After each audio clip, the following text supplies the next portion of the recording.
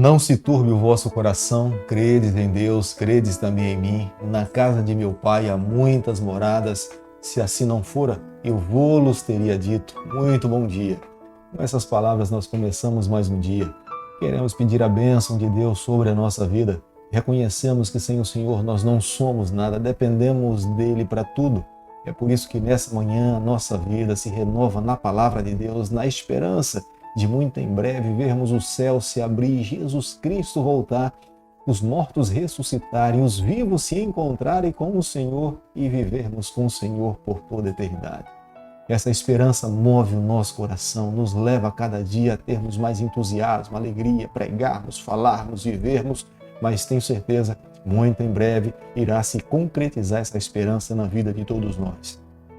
Deixo com você também nessa manhã uma parte da palavra do Senhor que se encontra no livro de Salmo, capítulo 119, o verso 31, onde a Bíblia diz o seguinte: aos teus testemunhos me apego, não permita, Senhor, seja eu envergonhado. Salmo 119, verso 31. A cada dia nós precisamos nos apegar à palavra do Senhor. Quando nós nos apegamos à palavra do Senhor, a nossa vida é fortalecida, nós somos abençoados por Deus e o nosso testemunho cada vez mais se torna mais forte diante de um mundo que caminha de cabeça para baixo. A cada manhã nesse canal nós estudamos um capítulo da palavra do Senhor e nessa manhã quero convidar você a ter nas mãos a palavra de Deus no livro de 2 Crônicas, capítulo 9, o verso 1. Tendo a rainha de Sabá ouvido a fama de Salomão, veio a Jerusalém prová-lo com perguntas difíceis, com muito grande comitiva, com camelos carregados de especiarias, de ouro em abundância e pedras preciosas. Compareceu perante Salomão e lhe expôs tudo quanto trazia em sua mente. É o que Deus faz com o ser humano quando esse se coloca nas mãos do Senhor. Embora Salomão tivesse vivido momentos difíceis da sua vida, tivesse caminhado de uma forma degradante espiritualmente, mas Deus ainda não tinha lhe abandonado num todo. Nem Salomão também tinha dado as suas costas para o Senhor. A fama da sabedoria de Salomão tinha se espalhado pelo mundo inteiro. É claro que nós entendemos tudo o que Salomão conquistou na sua vida foi resultado direto da mão de Deus sobre ele. A sua sabedoria foi uma dádiva de Deus dada a Salomão e é a oportunidade que Salomão tem de testemunhar a respeito desse Deus. A rainha de Sabá, sabendo da sabedoria do rei Salomão, vai até lá com presentes, com uma comitiva e lhe testa com diversas perguntas. Mas nenhuma pergunta foi tão difícil que Salomão não pudesse responder e mostrar para aquela rainha que existe um Deus tão grande, poderoso, criador de todas as coisas. A rainha de Sabá tinha vindo de uma região sudoeste da Arábia, que fica próximo ao Iêmen. As indagações que a rainha de Sabá trazia consigo mesmo e junto com a sua comitiva foram consideradas muito fáceis diante da sabedoria que Deus tinha dado a Salomão. A expressão do autor do livro de Crônicas com respeito à rainha de Sabá é dizer que ela ficou fora de si. É como alguém que tivesse perdido o fôlego, jamais pudesse entender que alguém tivesse tamanha sabedoria, estava boquiaberta, estava estarrecida com tamanho conhecimento, mas ela conseguia compreender que tudo que Salomão tinha respondido estava acima do seu conhecimento. É como alguém que se encontra com Jesus Cristo. Ele tem uma impressão a respeito de Jesus, mas depois que passa a conviver e a conhecer a Jesus Cristo, ele acaba descobrindo que o Senhor nos oferece muito mais do que nós merecemos. É claro que nesse momento eu não estou comparando Jesus com Salomão, porque o nosso Mestre e Salvador Jesus Cristo é incomparável. Não temos que comparar com um ser humano, mas Jesus é muito mais do que nós conseguimos compreender. O Deus que nós servimos é um Deus altruísta. Deus não estava abençoando a Salomão apenas para que ele vivesse dentro do seu mundo de uma forma egoísta, diante de todo o conhecimento que Deus tinha lhe dado. Mas o objetivo de Deus em abençoar a Salomão, lhe dar conhecimento, sabedoria, era para que ele, nesse momento, testemunhasse a respeito de Deus. O Deus que nós servimos é um Deus missionário.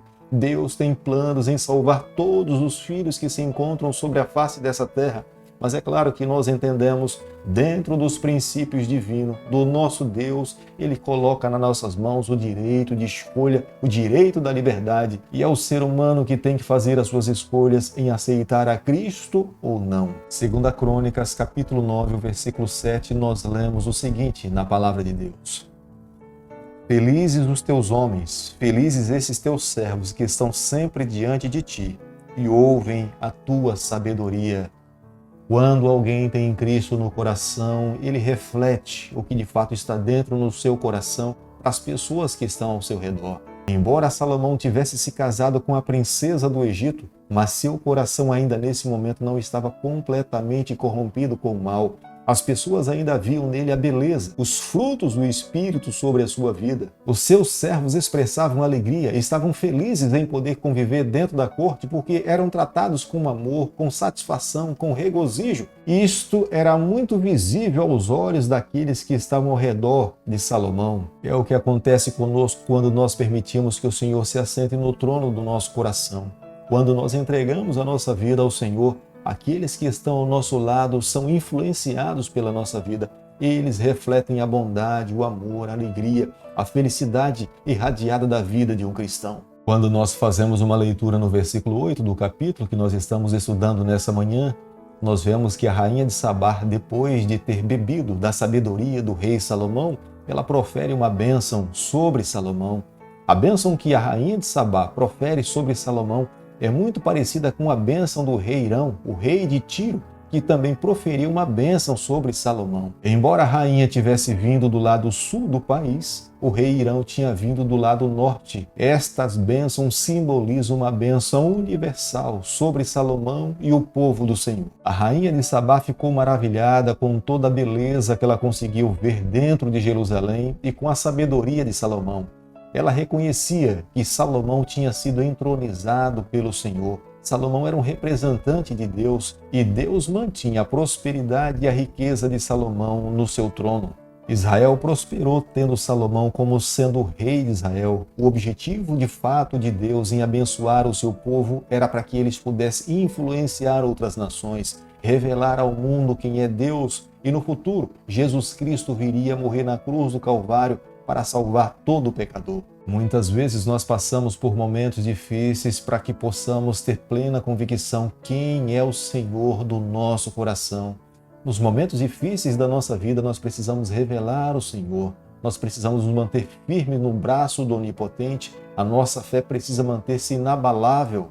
Não pode ser os momentos difíceis que destruam a nossa fé, a nossa caminhada com Deus. Os momentos difíceis precisam ser degraus que nos ajudem a cada dia crescermos no nível da nossa santificação, no crescimento à pessoa do nosso Salvador. Salomão foi tão generoso quanto a rainha de Sabá foi com ele. Ela lhe deu muitos presentes, mas Salomão também lhe presenteou. Era uma demonstração de generosidade, era uma demonstração de reconhecimento da bondade daquela rainha e uma expressão de que em Israel havia um Deus soberano, criador, dono de todo o universo. Como nós podemos ler no versículo 22 do capítulo que nós estamos estudando nessa manhã, a mão de Deus estava sobre Salomão. Ele se expandiu de uma forma grandiosa. A Bíblia chega ao ponto de dizer que a fama e o poder de Salomão excedeu a todos os reis que passaram sobre a face dessa terra, tanto em sabedoria como em riqueza. Deus queria que fosse assim para sempre. A bênção de Deus sobre Salomão e sobre o seu povo é para que cada vez mais ele se fortalecesse e pudesse expandir geograficamente e falar para o mundo quem era o doador de todas as bênçãos. Mas Salomão, na sua trajetória, na sua caminhada com o seu Deus, ele se deixou trair pela riqueza, pelas esposas pelas quais ele contraiu casamento, e elas os induziram a se voltar para outros deuses e se esquecer do Deus de Abraão, do Deus de Isaac, da aliança que ele tinha assumido com o Deus dos seus pais. A sua ambição lhe levou a se esquecer da lei de Deus e a multiplicar seus cavalos. A compra e venda de cavalos com os egípcios fez com que ele se casasse com uma princesa do Egito e isso lhe trouxe sérias consequências. O casamento com a princesa do Egito lhe deu brecha para que ele pudesse adquirir um costume oriental. Construiu para ele um harém com muitas mulheres. Estas mulheres, vindas de várias nações, lhe levaram a se esquecer do Deus dos seus pais e passou a adorar a outros deuses. A partir de então, cada vez mais, Salomão vai num declínio espiritual, vai por um caminho cada vez mais para longe do Senhor. Como sendo ele o representante do povo de Deus sob a face dessa terra, toda uma nação vai seguindo o seu rei. Querido amigo, nessa manhã, ao concluirmos o capítulo 9 do livro de 2 Crônicas, eu e você, nós precisamos chegar à seguinte conclusão. A maneira como nós nos relacionamos com o nosso Deus irá afetar toda a nossa trajetória. Quanto mais nos colocarmos nas mãos do Senhor, quanto mais nós o buscarmos e vivermos uma vida fiel ao Senhor, será o resultado da nossa trajetória. Nós conseguiremos afetar as pessoas que estão ao nosso lado. Mas quando nós fazemos concessões com o pecado, gradativamente nós somos prejudicados e prejudicamos as pessoas que estão ao nosso redor. Uma nação chamada por Deus com propósitos específicos, Deus queria cada vez mais abençoá-los, para fortalecê-los, para cumprir os seus planos e propósitos. Mas a partir de então, ela começa a se desfragmentar, enfraquecer, perder a sua força, ao ponto que no futuro é levado para o exílio. É por isso que a cada manhã nós somos chamados a renovar o nosso compromisso com o nosso Deus, amá-lo cada vez mais, nos colocarmos nas suas mãos. Se nós fizermos concessão com o pecado no momento da história que nós estamos vivendo, nós corremos o mesmo risco que o povo de Deus um dia no passado correu. Hoje nós precisamos nos voltar para Deus, amar ao Senhor, viver uma vida fiel, esperar Jesus Cristo voltar. E quando Ele aparecer nas nuvens dos céus, nós ouviremos o nosso nome e estaremos com o Senhor por toda a eternidade. Querido Pai, nas Tuas mãos, nessa manhã nós nos colocamos, confessamos as nossas falhas, nós abrimos o nosso coração, nós queremos a cada dia ser do Senhor por completo. Fica conosco, nos abençoe e nos guarde, nós oramos em nome de Jesus. Que o Senhor te abençoe e te guarde, que Ele faça resplandecer o seu rosto sobre você, que Ele tenha misericórdia de você, e sobre você nessa manhã Ele levante seu rosto e conceda a sua paz em nome de Jesus.